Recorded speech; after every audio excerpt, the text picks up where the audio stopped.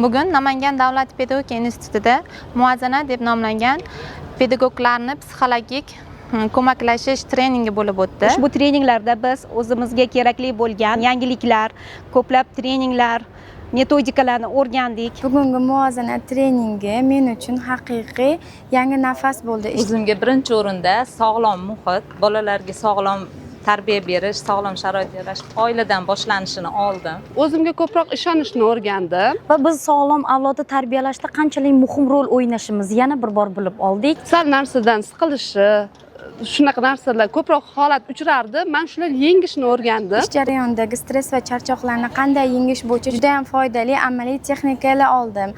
O'quvchilarimiz oldiga endi yanada ko'tarinki kayfiyat bilan, yangi energiya bilan qaytaman.